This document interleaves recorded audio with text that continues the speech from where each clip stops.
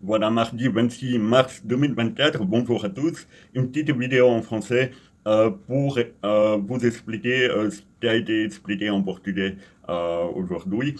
L'heure est grave, je m'en doutais un peu, mais l'heure est grave, c'est que le tribunal d'appel a rendu une décision complètement identique à la décision qui a été prise en première instance, dont le juge a complètement violé tous mes droits et a violé aussi la propre loi brésilienne sur la garde partagée.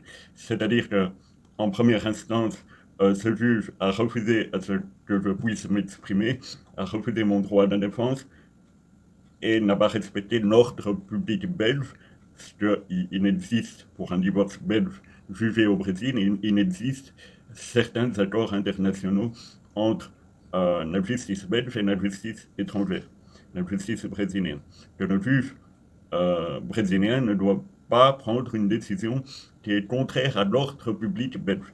Et mon droit à la défense doit être respecté. Rappelons le fait que pour une audience de garde et pension alimentaire, j'ai été présenté comme accusé de la loi Maria da Penha.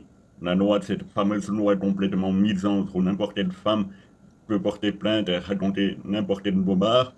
On ne vérifie rien du tout et on impose une mesure disciplinaire à l'homme avec 500 mètres de distance à respecter entre lui et la plaignante, ainsi que l'interdiction de l'appeler, l'interdiction d'avoir des contacts avec les membres de sa famille. Donc, évidemment, ça a été utilisé de mauvaise foi, sachant que mon enfant à l'époque était en bas âge et dépendait entièrement de sa mère pour rentrer en communication avec moi. Donc, ça a été utilisé pour pratiquer l'aliénation parentale. L'aliénation parentale est punie au Brésil par la loi 12-318 de 2010 et pardon. Et pourtant, le juge en question, qui était déjà le même juge qui m'avait refusé un procès, hein, ça fait plus de 4 ans, d'un procès de 1200 pages, où j'ai été victime d'une arnaque de 500 000 euros, l'équivalent de 500 000 euros dans la construction civile de mon hôtel, le juge en question n'a jamais voulu accepter le procès, alors que le procès est censé être accepté après 90 jours. Et là, on est à plus de 4 ans, presque 4 ans et demi. Et le procès n'a pas été validé par le tribunal. Ce même juge en question est le juge qui a jugé une garde partagée d'à peine 68 heures par mois. C'est même pas 4 jours, c'est 3 jours et demi, 68 heures par mois, alors que la loi brésilienne prévoit de 8 à 15 jours.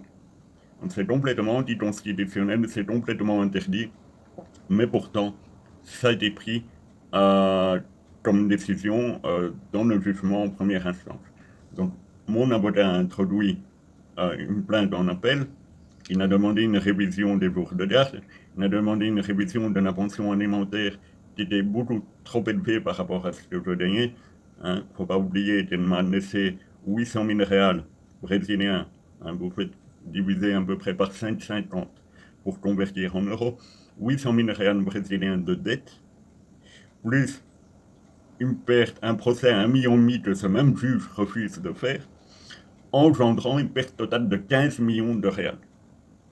Donc, si vous additionnez le tout en euros, hein, je vais à peu près dire en euros, on arrive plus ou moins, on va dire, 800, ça fait 15, 16, ouais, plus ou moins à 3 millions et demi d'euros. Plus ou moins. 3 millions 3, 3 millions 5 en euros selon le taux de change. C'était important. C'est une sacrée somme. Et voilà, donc ce juge en question m'a tout interdit, même de m'exprimer, et le tribunal d'appel rend un jugement complètement équivalent au premier. Donc c'est bien la preuve qu'à l'intérieur, il y a quelqu'un qui est corrompu. Si par exemple, Maria da Penha, ça a mis 11 mois et demi pour que la défense de mon avocat soit envoyée au juge. Normalement, ça ne peut pas dépasser les 90 jours, les 3 mois. Pourquoi ça a mis 11 mois et demi? Maria da Penha m'a été mise à caractère perpète. Ça n'existe pas. Après 1 an, ça doit être archivé. Si l'accusé respecte la mesure disciplinaire qui lui a été imposée entre lui et la plaignante, Maria da Penha doit être archivée. Et dans mon cas, elle continue jusqu'à ma mort. Donc ça n'a aucun sens. C'est bien la preuve que quelqu'un fait en sorte de me détruire. Là. Et la Bayard, c'est un État corrompu, n'importe qui se vend pour une bouchée de pain. Et maintenant, la seule solution que j'ai, c'est de un, changer d'État pour faire mes procès à Blumenau, où j'ai habité pendant 5 ans. C'est un État dans le sud. Ce sont des juges d'origine allemande qui rigolent pas et qui vont pas les se vendre pour une croûte de pain comme ici à la Bayard. Et aussi, euh, j'espère donc gagner la Blumenau, mais ça prendra plus d'un an, avec l'aliénation parentale qui prévoit l'inversion de la garde. Donc la garde me revient, le domicile de l'enfant me revient.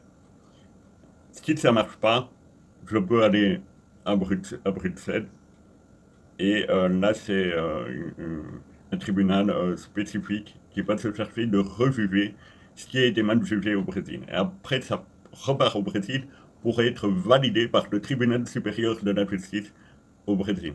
C'est vraiment, ça prend longtemps. Donc ça veut dire que Blandieri aura entre 7 et 9 ans quand je pourrai enfin le récupérer. Rappelons le fait qu'il a été enlevé à l'âge de 17 mois. Ok? Et il a déjà 5 ans. Donc les premiers pas, les premiers mots, les moments magiques, je les ai perdus à tout jamais. Et moi, j'accuse, en plus de la justice présidente, j'accuse les autorités belges consulaires. On nous plante. Ils ne servent à rien hormis servir de service de population pour renouveler son passeport. Sinon, on ne peut pas compter dessus. Je les ai appelés pour mon problème quand j'ai investi 1 200 000 € ici et que j'ai été victime d'un arnaque en question. Et de la justice participait à un arnaque en question. Ils n'ont rien fait pour m'aider. Oui, oui, monsieur Van Damme, on comprend, on comprend. Je vous rassure, ils s'en foutent. Comme de l'an 40. Par contre, quand c'est avec notre pognon à nous, hein, l'argent public du contribuable, pour envoyer un délégué du consulat à Blumenau pour représenter Interbrew à Beinbev, hein, et faire le tour des brasseries à Blumenau hein, avec l'argent du contribuable, là, il n'y a aucun problème. Mais quand c'est pour défendre un Belge qui a perdu 1 200 000 € et qu'en plus, il y a son enfant qui est emprisonné au Brésil injustement, là, il n'y a personne de l'ambassade qui se bouge pour nous aider. Et en plus de ça, le secrétaire de l'ambassadeur du Brésil, un Brésilien, m'a avoué qu'il y avait un autre Belge dans le même cas que moi et que le Brésil est réputé pour ne pas respecter les accords internationaux. Donc, moi, je me pose la question suivante.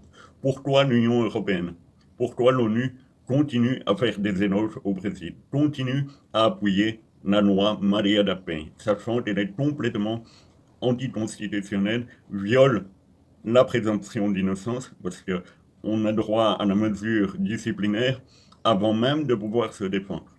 C'est complètement débile. Donc, et il n'y a rien qui est vérifié. Et maintenant, c'est encore pire, parce que la femme n'a plus besoin de se déplacer à la police pour faire une plainte. Elle prend juste son téléphone, elle appelle le tribunal, et clac, l'homme est foutu. Il ne peut plus rentrer chez lui si elle habite chez lui. Donc, bonjour des arnaques. Il y a déjà un policier qui l'a dénoncé sur Internet.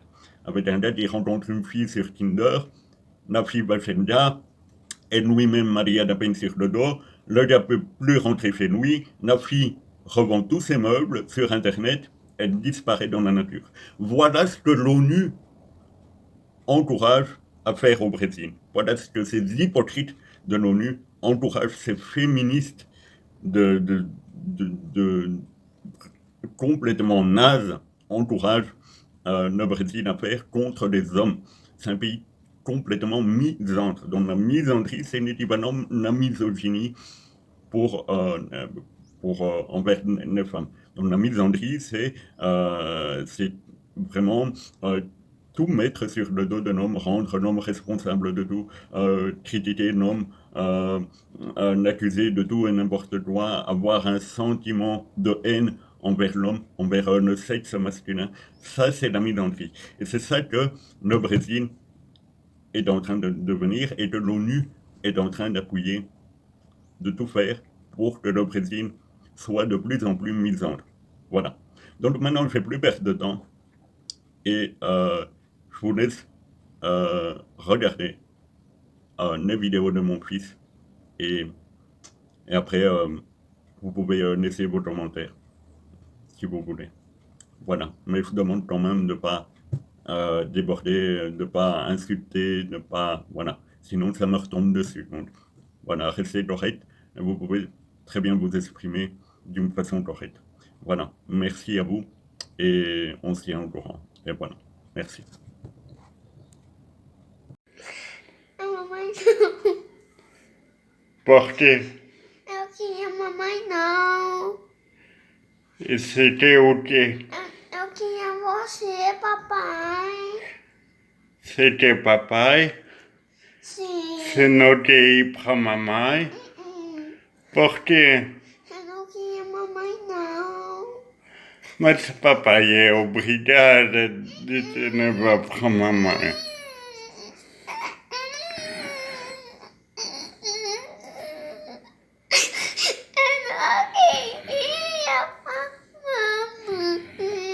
C'était papai. Mas é importante de ficar com mamãe também. Mamãe tem direito. Também. Um pouquinho com mamãe, um pouquinho. Mamãe não. Papai. C'était papai. Entendi.